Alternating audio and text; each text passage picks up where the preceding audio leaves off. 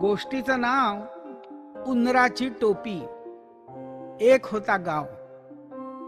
त्या गावात एक उंदीर होता. त्या छोट्याशा उंदराला मिळाली एक लाल लाल चिंधी. ती चिंधी त्याने घेतली आणि अरे बापरे, आता ह्याचं काय करायचं. तो उंदीर म्हणाला, ह्याची आपण टोपी करूया, आपल्याला छान दिसेल.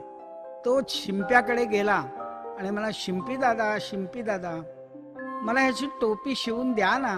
शिंपी म्हणाले, मला आता वेळ नाही, बिलकुल तू येऊ नकोस, मी तुला टोपी शिवून देणार नाही. तो म्हणाले, नाही शिंपी दादा, शिंपी दादा, मला राजाकडे जायचंय, तुम्ही मला टोपी शिवून द्या ना. तुम्ही छान टोपी शिवलीत म्हणून मी सांगेन आमच्या शिंप्याने टोपी शिवली आणि राजा तुम्हाला बक्षीस देईल. बरं दे इकडे. आणि त्या शिंप्यानी त्या उंदराला टोपी शिवून दिली.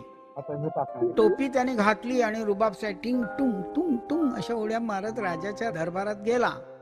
आणि अशाच उड्या मारत मारत इकडून तिकडे बसून राजाकडे बघत, इतरांकडे बघत राहिला. तर राजा म्हणाले, कोण अरे तिकडे, तो आपल्या दरबाराच्या मध्ये येतोय, त्याला पकडा. आणि त्याला राजासमोर आणला. उंदीर म्हणाला राजाला, राजा तुम्ही मला का पकडलं.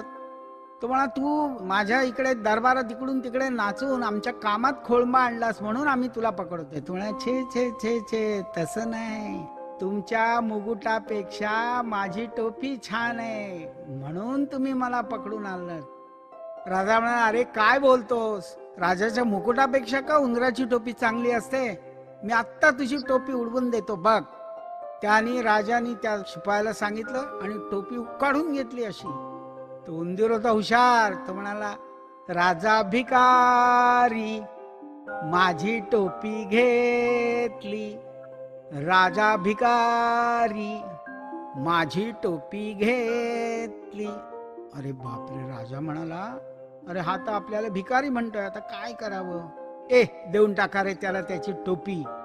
तर त्याने उंदराला टोपी परत दिली आणि ती उंदराने टोपी घातली.